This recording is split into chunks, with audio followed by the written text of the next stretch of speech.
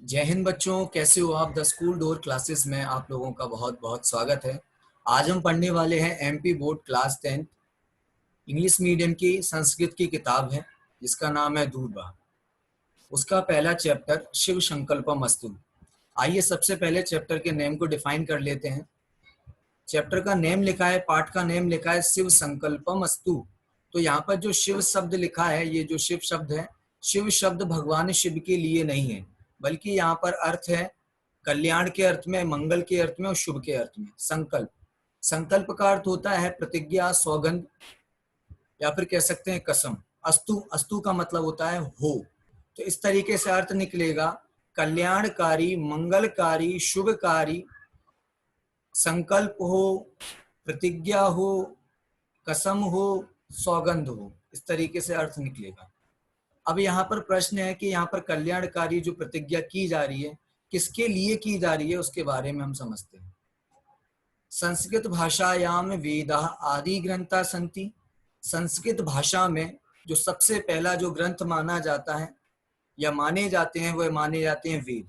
वेद 4 प्रकार के होते हैं, सभी लोगों को नाम पता होगा।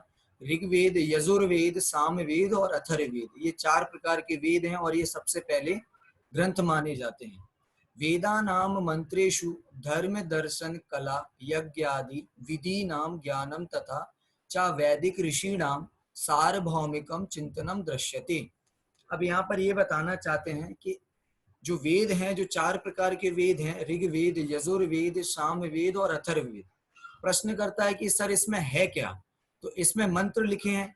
अब यहाँ पर प्रश्न है कि इन मंत्रों के द्वारा किस किस चीज का ज्ञान होगा, तो बताया है कि धर्म का ज्ञान होता है, दर्शन जो भारतीय दर्शन कहे जाते हैं उनका ज्ञान होता है, कला आर्ट का ज्ञान होता है, आर्ट जिसको कहते हैं, और उन मंत्रों के द्वारा जो यज्ञ इत्यादि होते हैं उनकी विधि, उसकी प्रोसेस क्या होती है, उसका ज्ञान मिलता है। तथा चा वैसे ही वैदिक ऋषि नाम सार्वभौमिकम चिंतनम दृश्यते। और उन वेदों में वैदिक ऋषि, वैदिक ऋषि मतलब होते हैं जो वेद की परंपरा में थे, जब वेद लिखे गए थे, या फिर कह सकते हैं वेदों की परंपरा से जुड़े ऋषि, उनको कहते हैं वैदिक ऋषि। तो उन वैदिक ऋषियों का सार्वभौमिक चिंतन, यानी उस समय की जो स्थिति थी, देश स्थिति थी, काल स्थिति थी, क्या क्या परिवर्तन हुए, वो उनका चिंतन आज भी हमें देखने को मिलता है। मंत्राणाम पारायण वाक शुद्धि मना शुद्धि च भवति। जो वेदों में मंत्र लिखे गए हैं, उन मंत्रों के द्वारा, पारायण मतलब दोहराने से, वाक शुद्धि यानी हमारी वचनों की शुद्धि होती है, उच्चारण अच्छा होता है, मनसः शुद्धि च भवति, और हमारा मन भी पवित्र होता है। अस्मिन् पाठे मंगलाचरण रूपेण यजुर्वेदात् मंत्रः प्रदत्तः। अब आपके सामने जो ये मंत्र दिखे हैं, ये लिखा है, पहला मंत्र है, इस तरीके से दूसरा मंत्र है। ये जो मंत्र है ना, कहाँ से लिए गए हैं, चारों वेदों में से तो यजुर्वेद से लिए गए हैं, कुछ मंत्र लिए गए हैं, ठीक है। किस लिए लिए गए हैं, तो मंगलाचरण के लिए। आप लोगों को पता है जिस तरीके से घर पर हम कोई भी शुभ काम करते हैं, उसकी निर्विघ्न समाप्ति होने के लिए हम ईश्वर से मंगल कामना करते हैं। इसी तरीके से यहाँ पर आशीर्वाद के अर्थ में, मंगल कामना के अर्थ में सबसे पहला पाठ जो लिया गया है वो मंगलाचरण के रूप में, कि आप जो 10वीं कक्षा में आए हैं और बोर्ड एग्जाम की तैयारी करने वाले हैं, तो आपकी शुरुआत मंगलमय हो, इस अर्थ में भी हम ले सकते हैं, ठीक है। प्राणी नाम मनः एव सर्वेषां कार्याणाम संपादकम भवति। यानी प्राणियों का जो मन होता है ना, उसी के द्वारा सभी प्रकार के कार्य होते हैं। संपादक, संपादकम यानी निष्पन्न होते हैं, सफल होते हैं, यानी पूरे होते हैं, कंप्लीट होते हैं। अब ये बताना चाहते हैं कि प्राणी यानी मनुष्यों का जो मन होता है, उसी के द्वारा ही सभी प्रकार के कार्यों को किया जा सकता है। अगर व्यक्ति का मन नहीं है तो हम किसी भी प्रकार के कार्यों को या फोर्स करके, लालच देकर उस व्यक्ति से वो कार्य नहीं करा सकते हैं। जैसे किसी व्यक्ति को पढ़ने की इच्छा नहीं है, तो आप उसको पनिशमेंट देकर या उसे लालच दे करके, रिवॉर्ड दे करके उसे आप नहीं पढ़ा सकते, क्योंकि उसका मन नहीं है, ठीक है। बिना मन के किसी भी कार्य को नहीं किया जा सकता है, ये बताया है, ठीक है।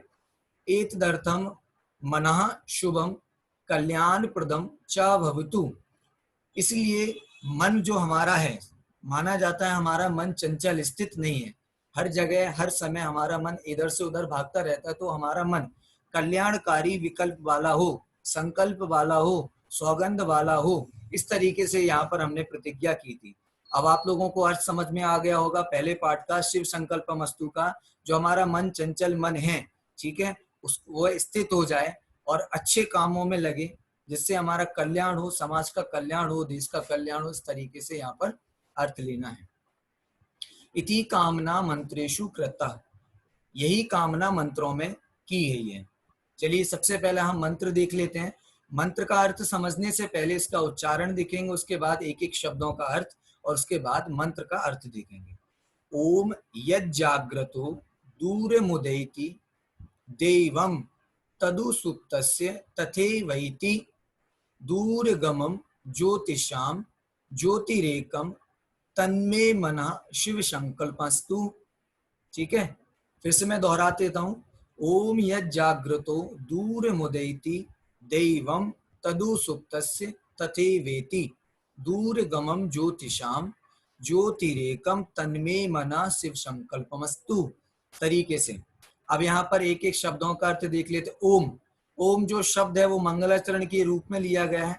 अब एक एक करके शब्दों का अर्थ देख लेते हैं। यत, यहाँ पर संधि हुई है लेकिन मूल शब्द है यत, तो यत जाग्रतो यानी यत मतलब जो, ठीक है, जाग्रतो यानी जागृत रहता है, दूरम यानी दूर चला जाता है, उदैति भाग जाता है, दूर भाग जाता है, देवम, देवम का अर्थ होता है आत्मदृष्टा, आत्मदृष्टा मतलब का लेना अर्थ यानी स्वयं को जानने वाला, सुप्तस्य यानी सोने की अवस्था होती है, तथैवेति, तथैवेति मतलब वैसे ही भाग वापस आ जाता है, ठीक है, वापस आ जाता है।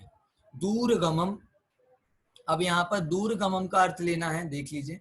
दूरगमम मतलब होता है भूत भविष्य वर्तमान को जानने वाला, ठीक है। ज्योतिषाम, अब ज्योतिषाम का मतलब यहाँ पर लेना है इंद्रिय। इंद्रिय सभी लोगों को पता होंगी कि इंद्रिय किसे कहते हैं, जो शरीर के जो चिन्ह विशेष होते हैं, special specific symbols of a body parts, ठीक है, वो जो होते हैं उनको कहते हैं इंद्रिय।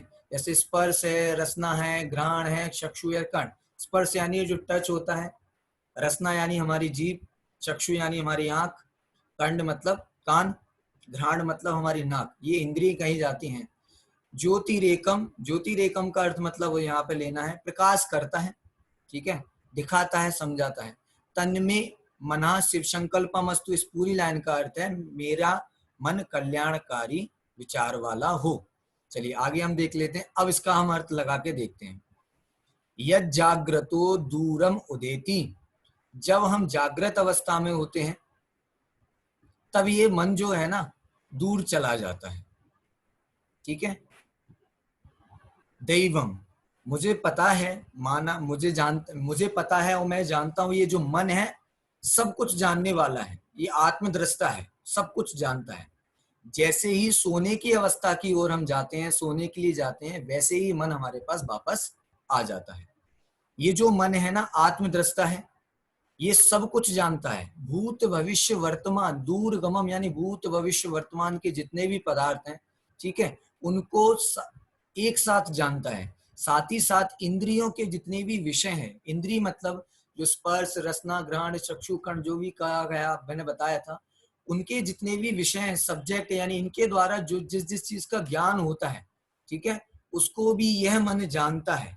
लेकिन क्या है, ये मन हमारा चंचल है, स्थित नहीं है। जब हम जागृत अवस्था में होते हैं, जब जानने की अवस्था में होते हैं, तब ये भाग जाता है, और जब हम सोने की अवस्था की ओर जाते हैं तब ये वापस आ जाता है।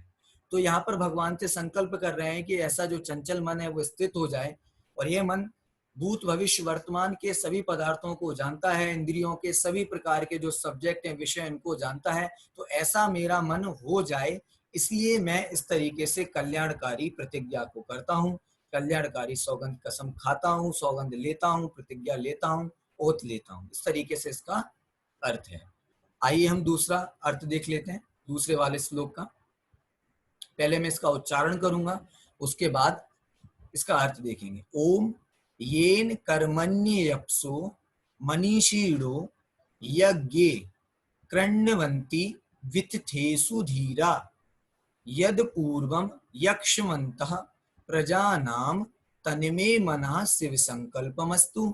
इसका अंतिम वाली जो लाइन है इसका अर्थ है कल्याणकारी विचार हो, इस तरीके से यहाँ पर अर्थ लिया गया है। मैं फिर से इसको दोहरा देता हूं। ओम येन कर्मण्येप्सो मनीषिणो यज्ञे कृण्वन्ति वित्तेषु धीरा यद पूर्वम यक्षमन्तः प्रजानाम तन्मे मना शिव संकल्पमस्तु। चलिए इसका हमने उच्चारण कर लिया, अब एक एक करके अर्थ देखते हैं। येन यानी जिसके द्वारा, जिसके द्वारा यानी मन के द्वारा। कर्मणि यहाँ पर यण संधि है, मूल शब्द है, वास्तविक शब्द है कर्मणि, ठीक है, देख लीजिए ये लिखा है कर्मणि। तो कर्मणि, अब यहाँ पर कर्मणि का मतलब क्या लेना है, कर्मण्य अपसु, देख लीजिए बता देता हूँ। अपसह मतलब होता है कर्मवान पुरुष, ठीक है, यानी जो कर्मों के द्वारा जो कार्य करते, कर्म का मतलब कार्य होता है, ठीक है, तो कर्म के द्वारा जो कार्य करते हैं ऐसे कर्मवान पुरुष। मनीषिणों, अब मनीषिणों का अर्थ क्या लेना है यहाँ पर, मनीषिणों का मतलब यहाँ लेना है यानी विद्वान लोग। यज्ञ यानी यज्ञ में, कृण्वन्ति यानी करते हैं, वित्थेषु शब्द है, वित्थेषु, वित्थेषु का मतलब होता है ज्ञान की उपासना, ज्ञान करना, उपासना करना, पूजन करना, भक्ति करना, ईश्वर की भक्ति करना, इसको बोलते हैं वित्थेषु। धीरा, ठीक है, ऐसे धीरा, धीरा का मतलब ऐसे धैर्यवान पुरुष। धीरा मतलब होता है जो मनीषिणों बताया था, कर्मवान पुरुष और मनीषिणों यानी विद्वान पुरुष जो कहे जाते हैं, ठीक है। यद पूर्वम, मूल शब्द है यत अपूर्वम, ठीक है, यहाँ पर संधि हुई है, व्यंजन तो बन गया है यद पूर्वम। यत मतलब जो अपूर्वम यक्षमंता, ये जो मन है, यत अपूर्वम ये अपूर्व है, इसके पहले जैसा कोई नहीं हुआ है। यक्षम अंतः, ठीक है, यानी यक्षमंता मतलब होता है यज्ञ को संपादन करने का जो सामर्थ्य होता है, भूता होता है, ताकत होती है, ठीक है, किसके अंदर होती है उसका अभी अर्थ बताऊंगा। अंतः यानी अंदर ही होती है, अंतः मतलब मन में होती है। तन्मे मनः शिव संकल्पमस्तु, तन्मे मतलब ऐसा मेरा मन कल्याणकारी विचार वाला हो। अब इसका अर्थ लगा के देखते हैं। ओम, ओम यानी ध्यान रखना है यहाँ पर ईश्वर के लिए मंगल कामना के अर्थ में लिया गया है। येन यानी जिसके द्वारा, जिसके द्वारा यानी मन के द्वारा। कर्मणि अपसा, कर्म को करने वाले, कार्यों को करने वाले। मनीषिणो, अपसह, सॉरी अपसह, अपसह का मतलब लेना है यहाँ पर कर्मवान पुरुष, कार्य को करने वाले व्यक्ति। मनीषिणो, मनीषिणों का मतलब लेना विद्वान जन, ठीक है, या फिर कह सकते हैं बुद्धिमान लोग, ठीक है। धीरा, धीरा का मतलब यहाँ पर इस तरीके से इन लोगों के लिए यहाँ पर विशेष अर्थ लिया गया है धीरा।